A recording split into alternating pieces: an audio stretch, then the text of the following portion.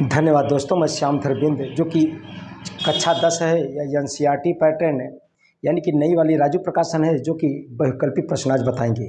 बहुविकल्पी प्रश्न है आपका, जो कि देखिए प्रश्न 1 है आपका। प्रश्न तो स्क्रीन बोर्ड पर दिखाई दे रहा होगा। प्रश्न है, यदि 65 और 117 का एचसीएफ है, 65 और 117 का एचसीएफ को 65m माइनस 117 के रूप में व्यक्त किया जाए तो यम का मान बताइए। देखिए कहा गया है कि एचसीएफ, पहला सवाल है आपका, एचसीएफ 65 और 117 को हम कहा गया है कि 65m माइनस 117 के रूप में व्यक्त किया जाए तो यम का मान बताना है। यम का मान आपको बताना है। पहले हम 65 और 117 का क्या निकालेंगे, एचसीएफ निकालेंगे। अब देखिए आपने यूक्लिड एल्गोरिथम का प्रयोग करके यूक्लिड विभाजन से निकाले हैं। छोटा बड़ा पहचाने थे, छोटा से भाग दिए थे। 65 से भाग देंगे कितने में, 117 में अगर भाग देंगे 65 1 का 65 घटाएंगे 2, 6 5 11। अब देखिए 52 से भाग देंगे 65 में, 52 1 का 52। अब हम भाई यहाँ पर उतारेंगे तो 3, यहाँ पर उतारेंगे 1। 13 से भाग देंगे 52 में, 13 चौका 52। जब कट जाता है, जो काटता है वही उसका एचसीएफ हो जाता है। कहने का मतलब 65 और 117 का एचसीएफ कितना होगा, 13 होगा। यहाँ एचसीएफ की जगह 13। बहुविकल्पी है, आपको बहुत छोटे में लगाना है। देखिए 65 हम को एक कर लीजिए, बाकी सबको एक तरफ। अगर 117 यहाँ साइड लिया, 13 प्लस 117 हो जाएगा और 65 जोड़ लेंगे। 117 में 13 जोड़ेंगे, देखिए 7 3 10 हुआ, 7 3 10, 1 1 2 1 3 हुआ और 130 हुआ। 130 और यहाँ 65 यम का मान निकालना है। 65 और यम के बीच में गुणक निशान है, तब यह बट्टे में आ जाएगा। 130 बट्टे 65 बराबर यम। 65 दूना 130 होता है, अर्थात यम बराबर हुआ कितना, 2। आपका आंसर बहुविकल्पी टाइप है। आंसर मिल रहा है आपका, आप देख लीजिए। आंसर मिल रहा है दूसरा, पहला का बी, यानी कि दूसरा का मतलब बी, यानी कि बी सही होगा। आंसर इनका क्या, कौन सा, बी, यानी कि 2, यह सही होगा। अब देखिए अगला प्रश्न हम आपको बताते हैं। पहला तो हो गया, पहला तो हुआ। यह बहुविकल्पी है, यानी कि बहुत, जब आप लॉन्ग टाइप क्वेश्चन कर चुके हैं तो बहुविकल्पी तो आपको अपने से लगाना चाहिए। देखिए दूसरा दिया है, दूसरा सवाल है। सवाल आपको स्क्रीन बोर्ड पर दिखाई दे रहा होगा। यदि दो धनात्मक संख्याएं ए और बी हैं, ए का मान दिया है, ए बराबर किताब में दिया है, कितना दिया है भाई, देख लीजिए, यक्स घाते 5 और वाई स्क्वायर, यक्स घाते 5 वाई स्क्वायर दिया है। और बी बराबर किताब में दिया है आपके यक्स क्यू वाई क्यू दिया है आपका के रूप में है, लिखा जाता है। तो जहाँ यक्स वाई अभाज्य संख्या है, एचसीएफ ए बी का निकालना है। क्या निकालना है, एचसीएफ आपको ए बी का निकालना है। ए बी का मतलब देखिए, यही जो दोनों में मिले उतार लीजिए, वही आपका आंसर होगा। यक्स घाते 3 है, यहाँ यक्स घाते 5 है, इसके अंदर से यक्स घाते 3 तो मिलेगा ही भाई, क्योंकि 5 है यहाँ पर, यानी कि यक्स घाते 3। अब यहाँ देख लीजिए, वाई घाते 2, वाई घाते 3, वाई घाते 2 मिलेगा, वाई घाते 2। यह हुआ आपका आंसर, यह हुआ आपका आंसर हुआ यह। देखिए अब सवाल नंबर तीसरा, सवाल नंबर 3, सवाल नंबर आपका तीसरा है। देख लीजिए, अंधेरा थोड़ा हो रहा है, लेकिन आप नवयुवक हैं, देखते रहिए। दो संख्याओं ए और बी का एचसीएफ 5 है, यानी कि HCF किसका, AB के कितना दिया गया है, 5 दिया गया है। दो संख्याओं A और B का HCF 5 है, उसका LCM 200 है। यानी कि LCM किसका, A और B का कितना दिया गया है, 200 दिया गया है। कितना भाई, 200 दिया गया है। अब हमसे पूछा गया है तब A और B का गुणनफल बताइए। A और B का गुणनफल हम जानते हैं, चूंकि दो संख्याओं का गुणनफल बराबर HCF गुणे LCM होता है। दो संख्याएं कौन है, A इंटू B, दो संख्याओं का गुणनफल A और B का गुणा कर दिया। अब HCF कितना है इनका, 5, LCM कितना है इन्हीं का, 200। अब गुणा करेंगे, 5 दूनी 10, यानी कि गुणनफल AB बराबर 5 दूनी 10 लिखा, डबल जीरो बढ़ाया, यही आपका आंसर हुआ। अब देखिए कोई ऑप्शन मिल रहा होगा, ऑप्शन आपका बी मिल रहा है। अब देखिए चौथा सवाल देखिए भाई, सवाल नंबर 4 देख लीजिए आप। सवाल नंबर 4 आपको हम बता रहे हैं, थोड़ा अंधेरा हो रहा है लेकिन आप ध्यान दीजिए। चौथा है 22/7 माइनस पाई, 22/7 माइनस पाई हमसे पूछा गया है। बताइए यह परिमेय है कि, देखिए ऑप्शन में कहा गया है कि है शून्य है, एक परिमेय संख्या है। देखिए हम जानते हैं यह एक परिमेय है 22/7, और पाई क्या है, अपरिमेय संख्या में कोई संख्या जोड़ा जाए या घटाया जाए या गुणा किया जाए या भाग किया जाए, वह सदैव अपरिमेय संख्या होती है। यानी कि आंसर क्या होगा, अपरिमेय संख्या होगा। कैसे पता चला, पाई एक अपरिमेय संख्या है, अपरिमेय संख्या में कोई भी संख्या जोड़े या घटाएं या गुणा करें या भाग करें, वह सदैव अपरिमेय संख्या ही होती है। अब देखिए सवाल नंबर अगला 5वां, वैकल्पिक है सब। 5वां देख लीजिए, धन पूर्णांक 6a + 5 के ठीक पहले आने वाला धन पूर्णांक। कहा गया है कि धन पूर्णांक 6a-5 के ठीक पहले आने वाला धन पूर्णांक के ठीक पहले आने वाला धन पूर्णांक कहा गया है। यानी कि 6a-5 के ठीक पहले आने वाला धन पूर्णांक, जैसे 5 के ठीक पहले आने वाला संख्या 4, 3 के ठीक पहले आने वाला भाई कौन धन पूर्णांक है, 3 के पहले 2, 7 के ठीक पहले आने वाला धन पूर्णांक 7 के 6, 10 के ठीक भाई पहले आने वाला धन पूर्णांक 9। ऐसे यानी कि एक कम किया जा रहा है, कहने का मतलब एक कम किया जा रहा है, इसलिए 6a-5 के ठीक पहले आने वाला धन पूर्णांक इसमें से एक कम कर देंगे। 6a-5 -1 किया, अब इसे हल करेंगे। 6a भाई वैसे ये 5 में से 1 निकालेंगे, कितना आएगा, 4, धन 4, यह हुआ आपका आंसर। पहले का मतलब एक कम कर दीजिए, अगर बाद कहा होता तो एक जोड़ देते हम, अगर बाद कहा होता तो एक जोड़ देते, पहले कहा है तो एक हम घटा देंगे। अब देखिए अगला सवाल नंबर आपका 5वां तो हो गया, 6वां देखिए। 6वां सवाल आपका, छठा सवाल अपरिमेय संख्या है।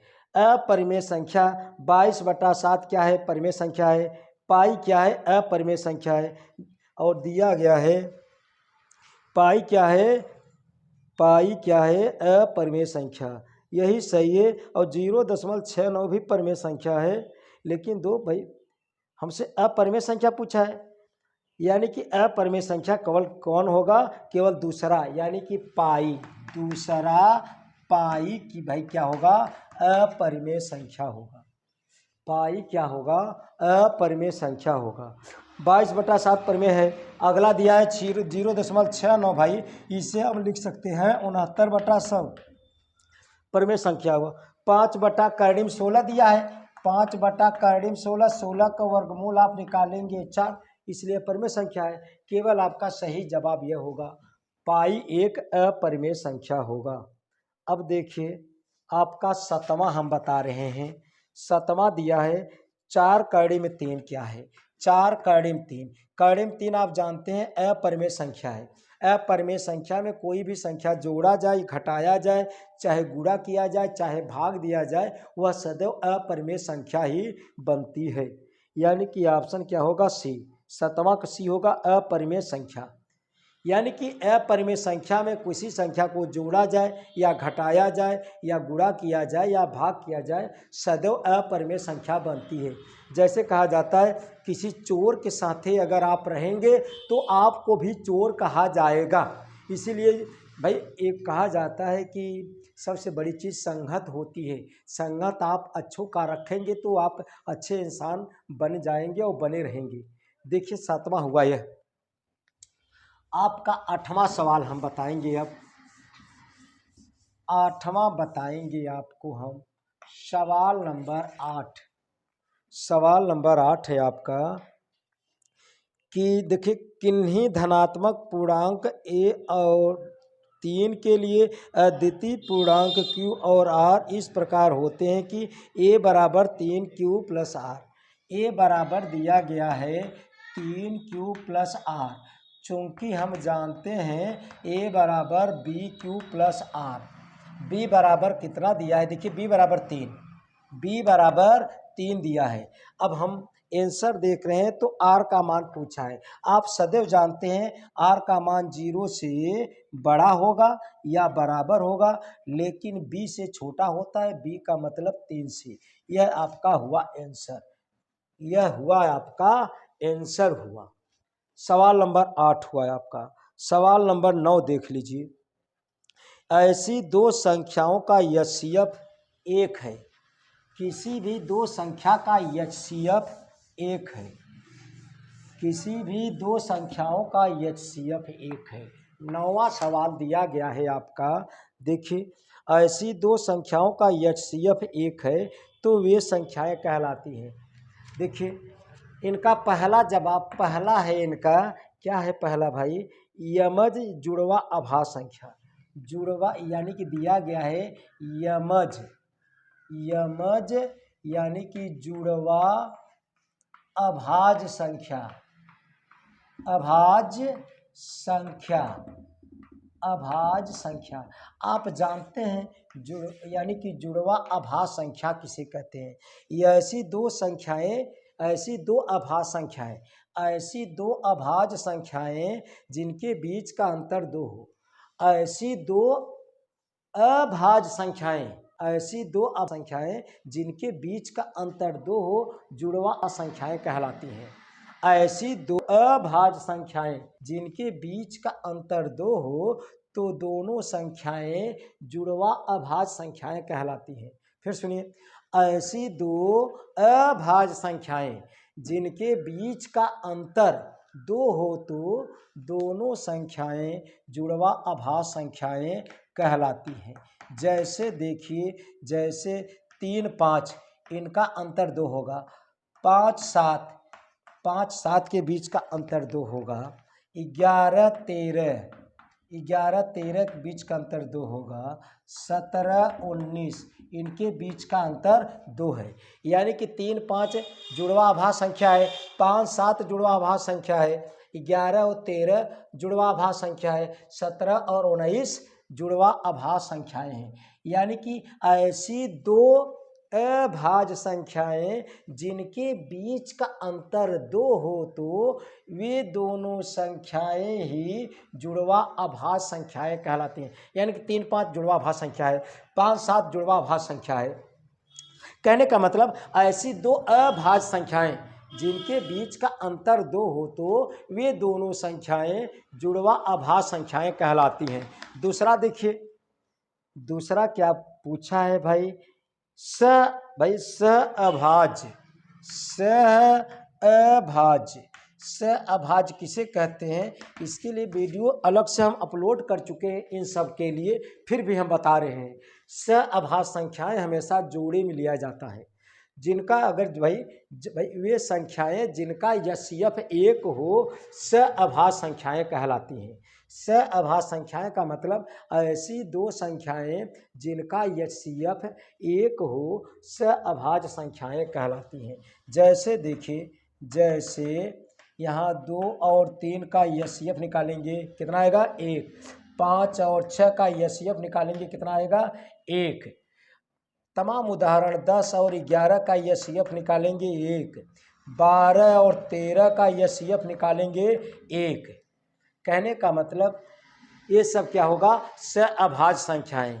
तीसरा देख लीजिए, उत्तर तो आपका मिल गया, उत्तर तो दूसरा ही होगा भाई, क्योंकि कहा गया था, देखिए आपके आंसर में, ऐसी यदि दो संख्याओं का यस्यफ 1 हो तो वह संख्या भाई क्या कहलाती हैं, स अभाज्य संख्याएं। ऐसी दो संख्याएं जिनका यस्यफ अगर 1 हो तो स अभाज्य संख्याएं कहलाती हैं। अब देखिए, भाज्य संख्या किसे कहते हैं, भाज्य का मतलब हमने बताया ऐसी संख्याएं जिनका गुणनखंड 2 से अधिक हो, ऐसी संख्याएं जिनका गुणनखंड 2 से अधिक हो, यानी कि जो संख्याएं 2 से ज़्यादा कट रही हो, 2 से, जैसे 4 को देखिए 1 से कट रहा है, 2 से कट रहा है, 4 से, यानी कि 4 भाज्य संख्या हुआ। 1 2 3 नहीं होगा भाज्य संख्या।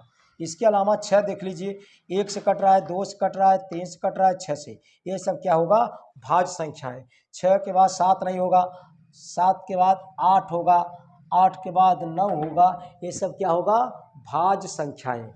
अब देखिए चौथा क्या होगा, चौथा क्या होगा भाई, चौथा संपूर्ण संख्याएं दिया गया है। क्या, संपूर्ण संख्याएं, संपूर्ण, देखिए इधर, संपूर्ण संख्या किसे कहते हैं, संपूर्ण संख्या का वीडियो अलग से हम अपलोड कर दिए। ऐसी संख्या जिसके सभी गुणनखंडों का योग उस संख्या का दुगुना हो तो संपूर्ण संख्या आता है।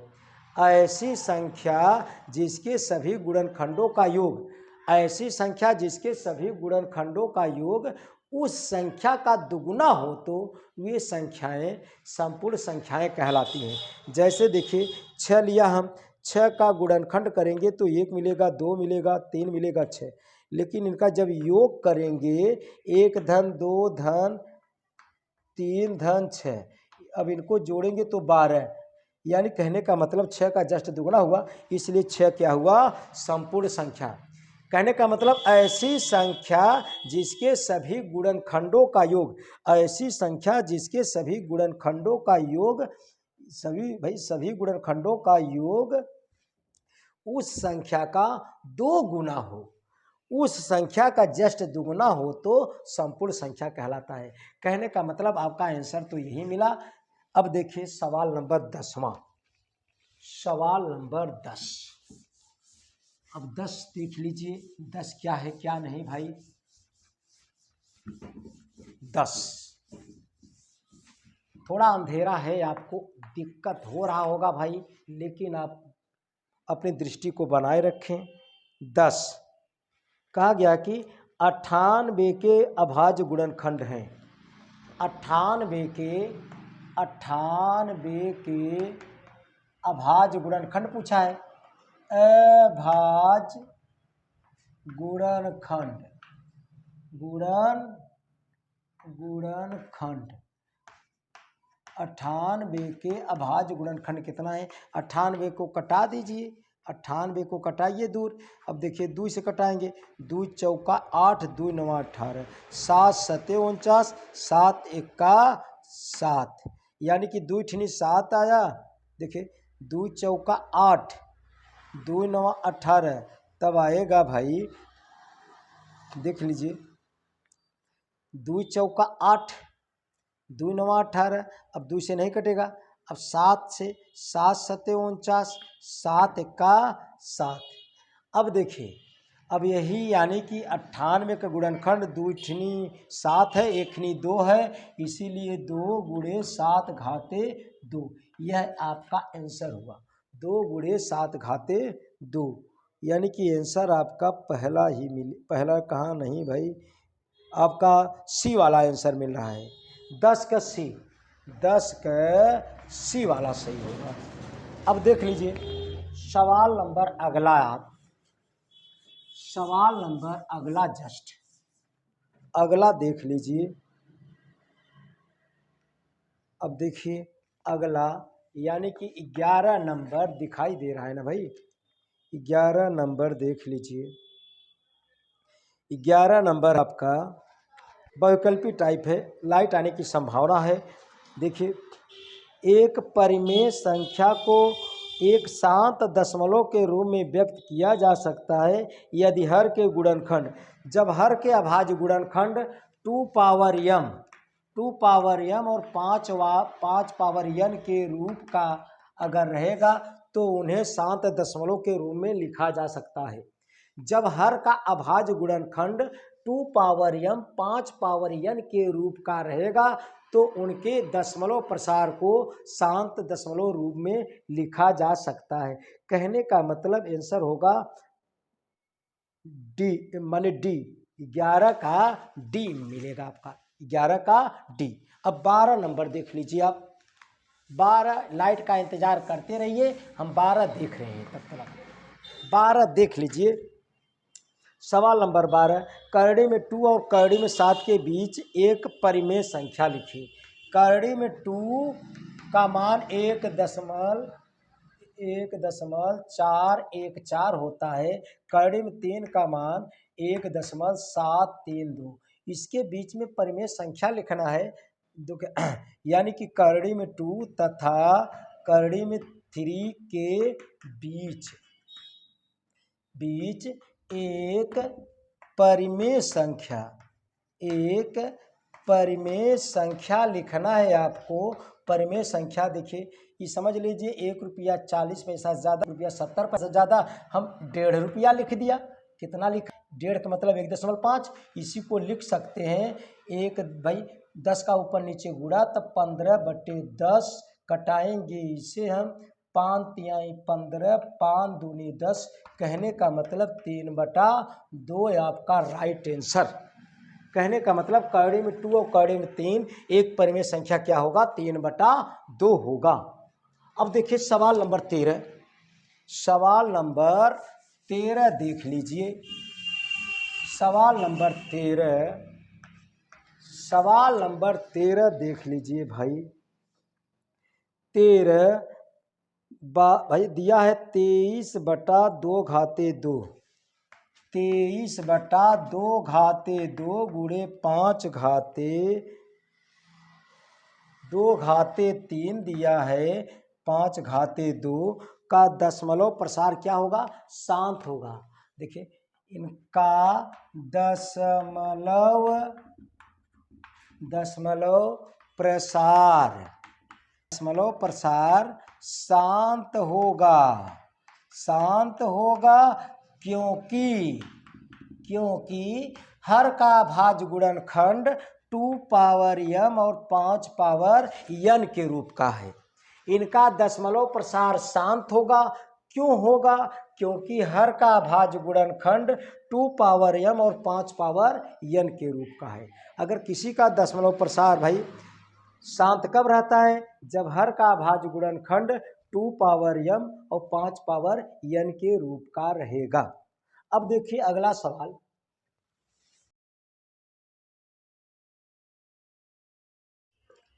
अगला सवाल आपका कैसरा है भाई?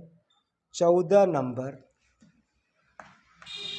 14 नंबर थोड़ा समस्या है। देखिए 14 नंबर, निम्नलिखित संख्याओं में से परिमेय संख्या होगी। देखिए पहला परिमेय संख्या पूछा है, कर्ण 5 है, यह क्या है? अपरिमेय है, अपरिमेय संख्या है। दूसरा वाला हम देख रहे हैं, दूसरा भाई करड़ी में 1 है, करड़ी में 1 का मतलब क्या है? यह परिमेय है। 1 का वर्गमूल 1 होगा, यह क्या होगा? परिमेय। आपका जवाब मिल गया, यही पूछा गया है। लेकिन तीसरा वाला हम दिखा दे रहे हैं आपको। तीसरा दिया है, पहला ए दिया है, इसे बी लिखा गया है, इसे सी लिखा गया है। सी वाला दिया है, करड़ी में 1/4/9, 9 का 9 13, करड़ी में आ जाए 13/13 और निकाल पाएंगे तो निकाल लेंगे भाई। इसलिए क्या हुआ भाई? परिमेय हुआ। क्या? अपरिमेय हुआ। और वाला देख लीजिए, डी वाले करड़ी में 2.5, करड़ी में क्या? अपरिमेय होगा। आपका जवाब बी होगा, आपका जवाब बी होगा। 14 नंबर प्रश्न हुआ। अब देखिए 15 नंबर हम आपको बता रहे हैं, कैसरा बता रहे हैं भाई। 15 नंबर, 15 नंबर लीजिए।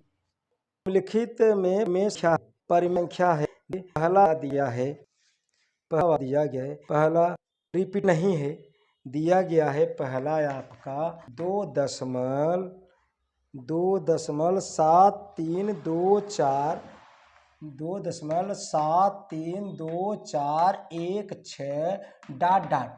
यह रिपीट संख्या नहीं है, इसलिए क्या हुआ? अपरिमेय हुआ। रिपीट नहीं है इसलिए क्या हुआ? अपरिमेय है।